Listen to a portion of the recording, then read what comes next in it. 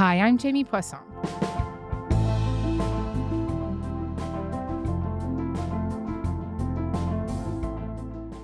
After 20 years representing Timmins, Ontario, federal NDP MP Charlie Angus announced last week that he is done with politics.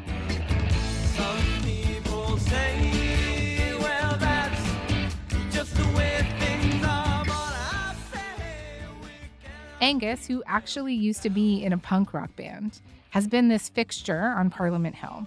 It doesn't hurt that he is a little bit loud and very outspoken. There is no reconciliation in Canada without justice for St. Anne's. So will the minister stand up and tell us he will meet with the survivors and establish a credible mediation process? Look at me when I'm talking to you about these St. Anne's survivors. He has also spent much of his career fighting for Indigenous rights, particularly for Indigenous children. And he has served in critic roles for labor, agriculture, and digital issues. You may remember that he tried to take over the NDP in 2017, but lost out to Jagmeet Singh. Charlie Angus is here with me today to discuss his career and departure. But I also want to talk to him about the future of the NDP and the popularity of Pierre Poilievre. Okay, here we go.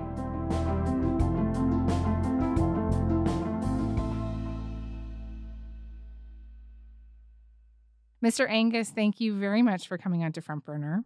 Well, thank you so much for having me. And congratulations on, I guess, I want to say making it 20 years. 20 years is well, I'm going to say at the outset that becoming a professional politician or any kind of politician was never on my life list of things to do, and to have made it 20 years. Yeah, I'm very grateful. It's been quite the experience. But as the great political writer Kenny Rogers said, you got to know when to hold them and know when to fold them. And I just felt the time had come. It's time to move on and do other things, including politics. Why do you think that time is now?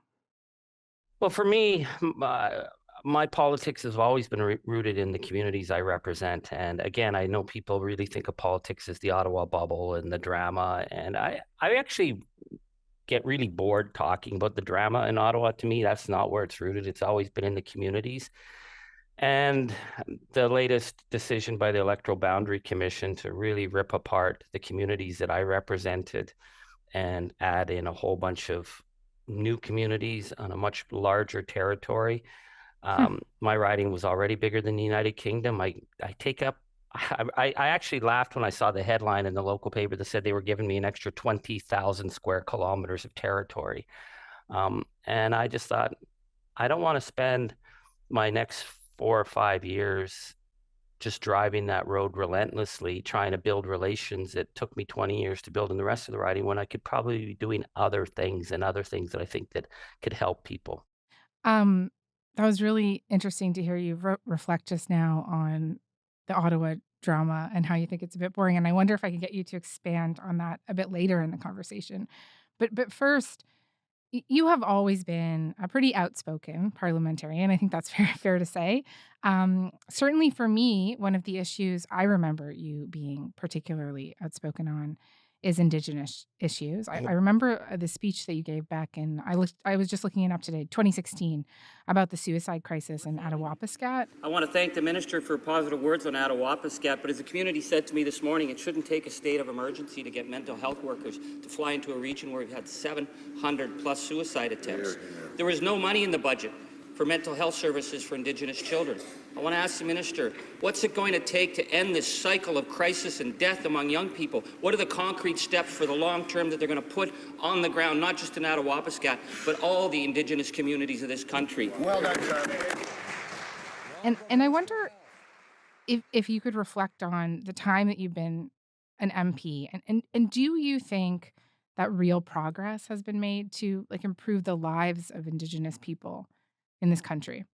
What I've learned is that there's no such thing as standing still on Indigenous issues in Canada. The relationship between the settlers, the settler government, settler people, and Indigenous people is the primary relationship, and it'll be the primary relationship 100 years from now. And we can't change the past, but we can decide what kind of relationship we're going to have. And up till now, it's been a very toxic and systemic attack against the people who've been on the land from them forever. And this is a moment of change and opportunity. So I've seen some, the very first thing I ever saw was flying into Saskatchewan. I remember going in there, and I'd never seen brutal poverty and negligence in the community, like the denial of basic services we took for granted. And a woman came up to me and said, "How would you like to raise your children in a prisoner of war camp?" And that's what it looked like, this crappy little broken down shacks behind a dirt dike wall because, it was being flooded out. What I've seen change in that time is I've seen young Indigenous leaders stepping forward. We've certainly fought big battles on the suicide crisis, Shannon's dream. That's the thing that matters more to me than anything else, the right of children to have access to education. But let me tell you about the fire that I saw in the eyes of 13-year-old Shannon Kustashian when she vowed that the little brothers and sisters of James Bay would have a safe, comfy school to go to. I was honored to know this young warrior, and if she were here today, she would say that the systemic discrimination against this young generation of First Nation children must end now, because every child has the right to hope and dream for a better future. That was Shannon's dream. We need to make it a reality. Have we come far enough? Not nearly. We need to move faster. We need to move quicker. Even as we change, the demands are greater. But I'm hopeful that what I've seen in 20 years is that a way forward is there. And, it's been great to be part of it. And I would like to find maybe in the future to continue to be part of it, because that's certainly where my heart is. There was a child, she had a dream. She looked to you, and she looked to me. There are still 26 communities with long-term drinking water advisories from 2009 to 2021. The homicide rate was 6 times higher for Indigenous women and girls than their non-Indigenous counterparts. There is, as you know, this massive need for adequate housing.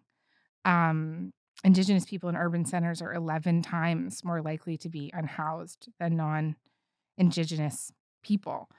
And so, what would you say to someone who feels like just almost no movement has really been made?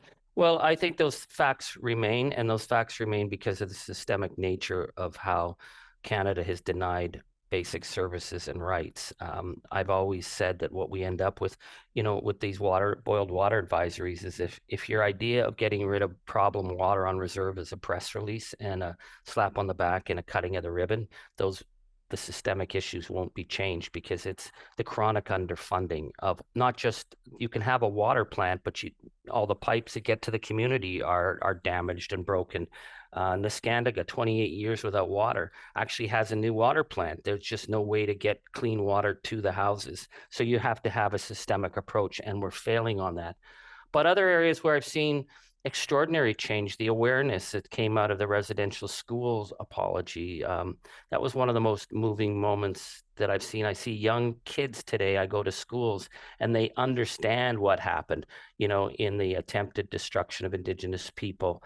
We never had those conversations before, and we're having them now, and they're tough conversations, and they're probably going to get tougher in some ways, but that's where I see hope.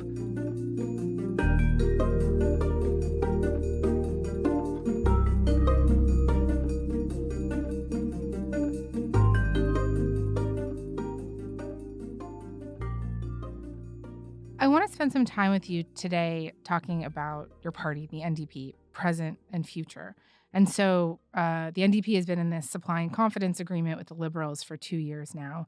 And the promise was essentially that the Liberals would push forward goals that the NDP shared in exchange.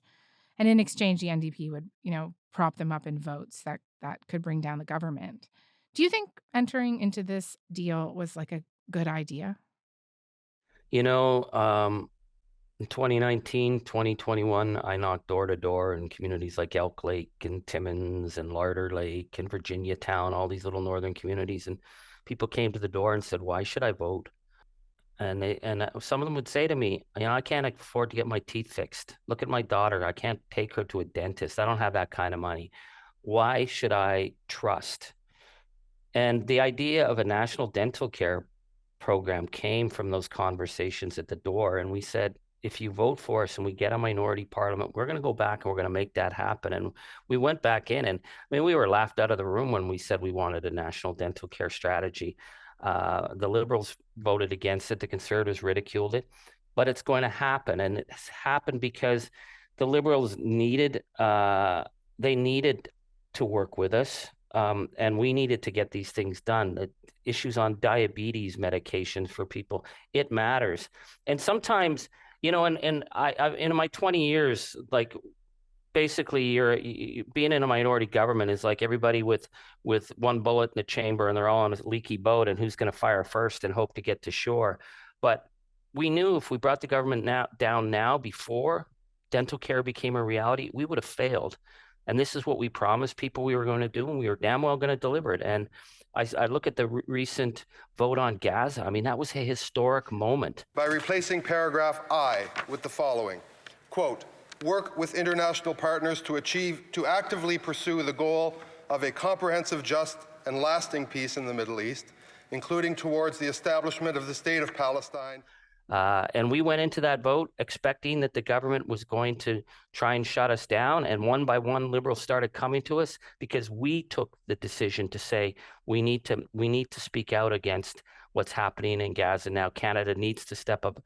We were the fourth party, and we did that. So I think it's this has been an extraordinary moment. It'll be looked back for years and studied. And from the get-go, people told us, "You're making a mistake. Be in opposition. That's what your job is." Well, if we were only there to throw rocks, which I've thrown a lot of rocks over the years, we weren't responding to the people at the door who said, show us that you're going to go and do something. So that's what we did.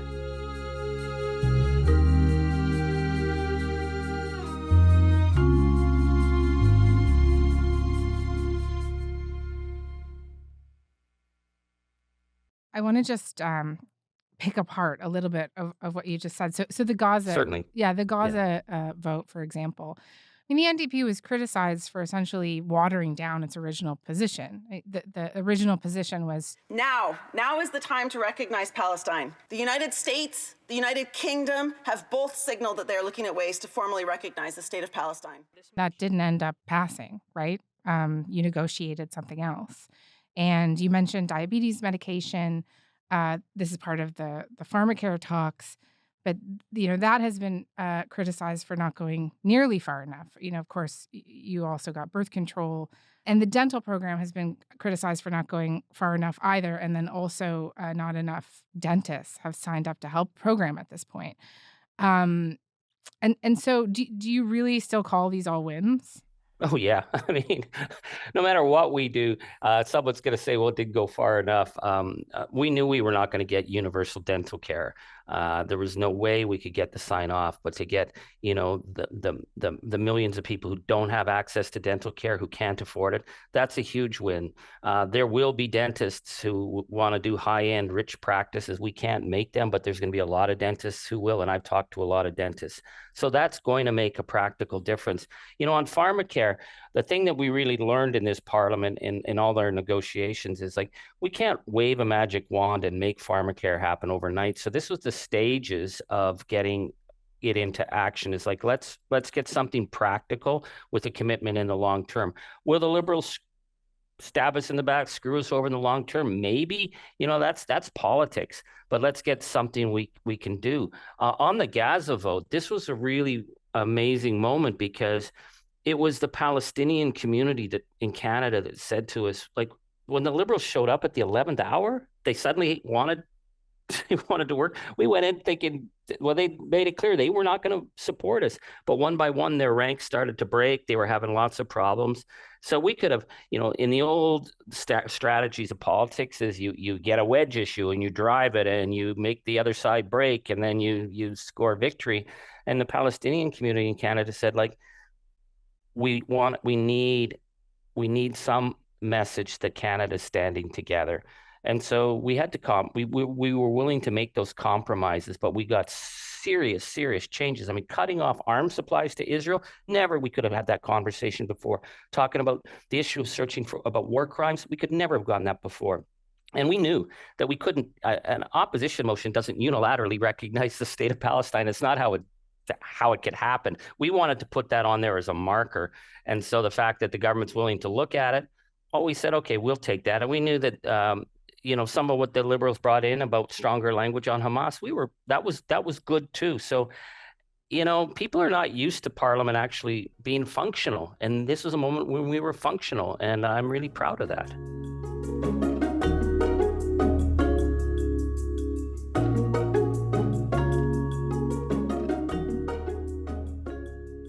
Just looping back to the confidence and supply agreement that you have with the Liberals, party stalwart Ed Broadbent, before he passed away earlier this year, he told my colleague Rosie Barton that he thought the deal was set to go on for too long. And essentially the argument he was making is that the Liberals would get credit for anything popular. I wonder how you think it is working and whether the NDP is getting enough out of it. Never gets enough out of it. Never. I mean, the other guys always get the credit. Yes. Most of Yes. the credit. Yes. That's the problem. But I think we are getting. Do you agree with that sentiment? Well, far be it for me to cross Ed Broadbent, who was always like my schoolmaster, who used to call me out of the blue and say, Charlie, what's going on with your caucus? And I would have to tell Ed everything because Ed always paid attention to the end of his life. I think what Ed was speaking was the long-standing feeling that New Democrats have had of being very wary of getting into agreements because we're always afraid, well, we're not going to get the benefit. It's going to hurt us in the long term. But we realized in order to get dental care, we couldn't get dental care passed and then bring the government down. It would fail. I mean, Poilievre would kill dental care tomorrow. So we did lock ourselves in to get this agreement in place to actually make the program survive. It would take, a longer term commitment. Related to this, I was reading a piece today from some of my colleagues, and they were quoting NDP caucus members who, were privately saying that they're worried about the NDP deal because it sort of links them so closely with the Liberals. And do you think that the NDP identity is too closely tied to the Liberal identity right now? And could that be a real problem for you guys? When you're the New Democrats, there's always two trains coming at you, and they are always saying you're going to get run over. I mean, I don't know how many times I've been at caucus meetings going back to 2004 where it was always us that they figured was going to get wiped out, and we always managed to find our way. I think what we sense is that Justin Trudeau has really disengaged, and people are frustrated and they're tired with him. I'm feeling that one of the dangers that the Poilievre machine is doing is amping up the opposition, the extremism that I think will scare a lot of voters at the end of the day. And I think we just got to keep playing we can't decide what the other teams are going to do. We got to focus on what we do and how we engage with people and take it to the voters. So I think we're in a transition moment. So I'd say, talk to us in a year and see how it goes. It's interesting because, you're right that they're leaving Justin Trudeau and the Liberals in droves, but they aren't coming to you, right? To the NDP. They're going to the Conservatives. And just elaborate for me a little bit more about why you think that is, because it's not just the extreme, right? It's a lot of young people. It's a lot of working class Canadians. I've been to his rallies. I mean, these are people who normally would be kind of sweet spots for the NDP. Well, I think there's a different kind of politics being played, and we haven't read this. I don't think anybody's really read the cards about how some of this is being played. And I think some of it is very concerning in the long term in terms of who's coming to us. I've talked to a number of Liberals, and I've talked to a number of old school progressive Conservatives who are very worried. So, when Pierre Poilievre doesn't disengage from people like Alex Jones. And yet on Thursday, the Conservative leader was tweeting that the government wasn't going after the AR-15, but hunting rifles. So little wonder he gets endorsed by Alex Jones, who's notorious for taunting families and children murdered by the AR-15. So will the minister confirm? It may not pay much attention in the short term, but it starts to paint a picture in the long term that I think will have an effect. But there are some troubling signs in terms of how Canadian the dynamics of politics are changing. And I think those are things that will affect all of us in the long term and not in a good way. If the rising level of political anger and rage, and also blame politics that works really well with the bumper sticker politics of Pierre Poilievre, but we need to find a way to break through that and talk to people, because it's our ability to talk with one another that's at stake right now. Do you think that's what's happening? That it's primarily blame politics? I ask you this in part because, like, when I'm at these rallies and talking to his supporters, like, I'm not hearing a lot about like what Alex Jones said No, lately, but right? I'm hearing a lot about how they can't afford a house, and this is the guy that seems to be speaking to well, them. yeah, I'm yeah. hearing a lot about how they can't afford groceries, and this is the guy that they think is going to fix that. And do you think that the NDP should wear that? Like, do you think that's a failure on the party's part to grab those people? Traditionally, they have grabbed. Well, I think it's a really good conversation. I mean, in terms of whether or not the working classes always voted NDP, I wish they did. 20 years ago, we were having the conversation about why was it that Otto towns vote Conservative when all their members want us Fair, to, fair. So these are ongoing things.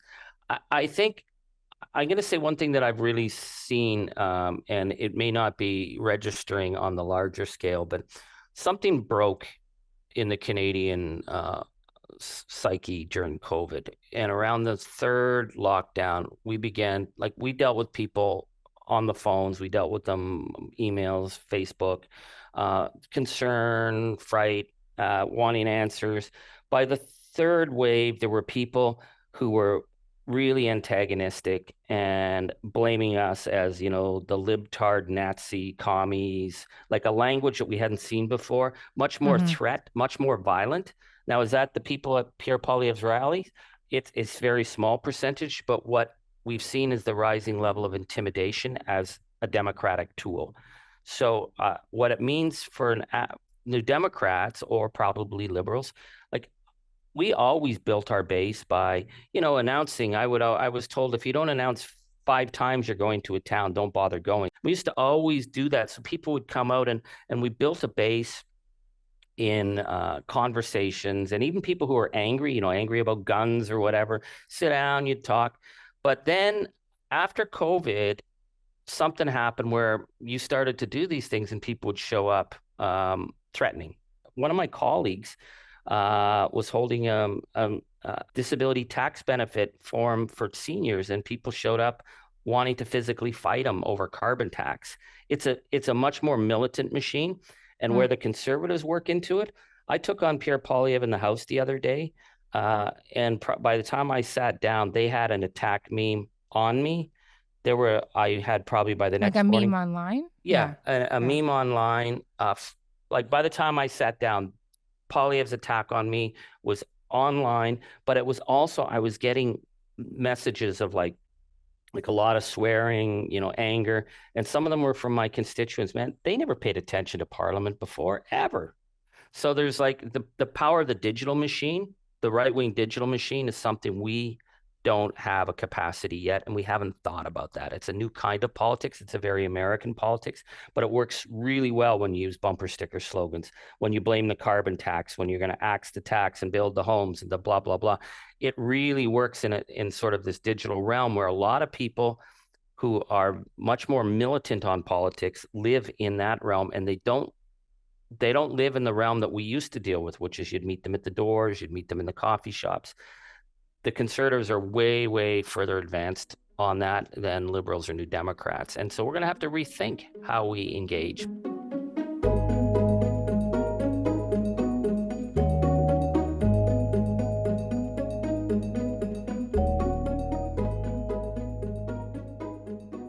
Listening to you right now, given what you just said, I couldn't help but think that what you're describing does not really sound like a very enticing career, potentially, right? Like it sounds difficult. And I know 6 NDP MPs are leaving your party. And do you think that politics is a good career for someone to get into right now? Well, I've always loved engaging with people. I've always loved the positive nature of it. I think there is what's appeared in the last few years is a small percentage who believes that attempts of intimidation and swearing and hate is a legitimate vehicle to make change. And that's not something I would say that wasn't Canadian before, but that's the reality now. And what you end up doing is you block those people. You block them because there isn't conversation possible. So you cut yourself off from that kind of threat rage. I mean, I'd never heard of a death threat to a politician before. I mean, we have a file of them now. How many of them are serious? How many were actually going to drive from Calgary and shove a barrel of oil down my throat? I don't know. But we never had that before. And I think so when I'm talking to young candidates, it's like, don't lose time online. Like, I lived online because I thought that was a great way to be. It's like, yeah, you're just going to end up drawing a lot of hate flies. Do your work, stay focused, and stay grounded at the grassroots with people, because you can make a lot of great change. But we are at a moment where this kind of dark intimidation does need to get called out, and it's not. And so it's something to reflect on. All right. Mr. Angus, thank you very much for coming. Boy, I don't want to sound negative. No, that's how a lot of the conversations on this show end anyways. But it was really thoughtful and insightful, and I appreciate it very much. So thank you for coming on, and the best of luck in whatever you choose to do next. Well, I'm not going too far. I'm gonna cause a lot of trouble. Don't worry. Well, I look forward to seeing what it is. Okay, next. take care. Thank you so much. Okay, bye.